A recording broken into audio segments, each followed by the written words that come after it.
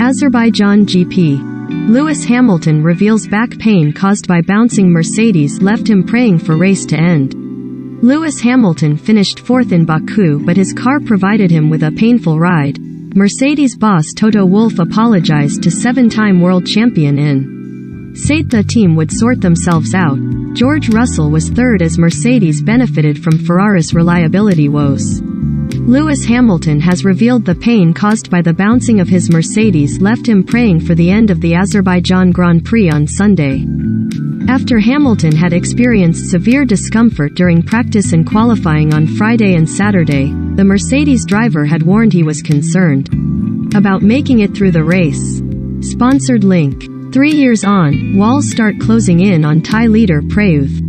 Nikkei Asia. Recommended by. The seven-time world champion battled through Sunday's 51 laps of the Baku city circuit to finish in fourth, making several overtakes to take advantage of the extra points made available by a Ferrari double DNF, which left Max Verstappen to lead a Red Bull 1-2. Verstappen leads Red Bull 1-2 in Baku after Ferrari engine disaster.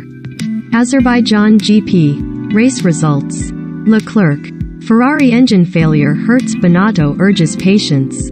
Hamilton's performance, along with teammate George Russell finishing third, provided a boost in what has so far been a hugely disappointing season for Mercedes, but the discomfort suffered by the drivers has led to a debate on whether F1's new design regulations for 2022 need to be altered.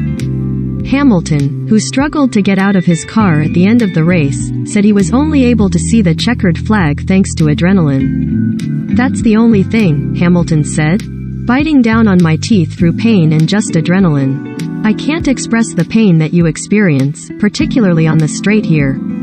At the end, you're just praying for it to end." Russell. It was pretty brutal. Russell's performance saw him close the gap to third-place Charles Leclerc in the Drivers' Championship, while Mercedes are now just 38 points behind Ferrari in the constructors' standings. The team did a great job with the strategy. "Once we fix this bouncing, we're going to be right there in a race. We're losing at least a second with bouncing, for sure," Hamilton said. "It'll be at the factory tomorrow. We've got to have some good discussions and keep pushing." Russell, who is the only driver to have finished in the points at all 8 races this season, also experienced an uncomfortable ride in Baku and believes wider conversations need to be had about the issues of bouncing and porpoising. "I was pretty pleased to see the race coming to a close," Russell said. "You're just smashing the ground every single corner and lap for an hour and a half. It's pretty brutal. I'll sleep well tonight. It's a circuit that's not normally that physical, too. It's just what we've got to deal with and live with at the moment, and what we as drivers have to expect.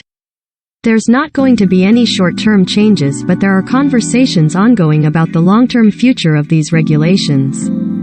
We've got a lot of brilliant engineers and intelligent people in this sport, and I am sure we'll find the right solution." Rattled Ricciardo wants to help Mercedes drivers. Daniel Ricciardo, who produced an improved performance to finish 8th ahead of his McLaren teammate Lando Norris, expressed his sympathy for the Mercedes drivers after the race. Despite struggling for pace at times this season, McLaren have been one of the teams least affected by bouncing or porpoising, but the bumpy Baku circuit saw the Australian suffer. "I feel like, when pro basketball players bounce the ball really low, that's what I felt like someone was doing to my helmet," he told Sky Sports F1.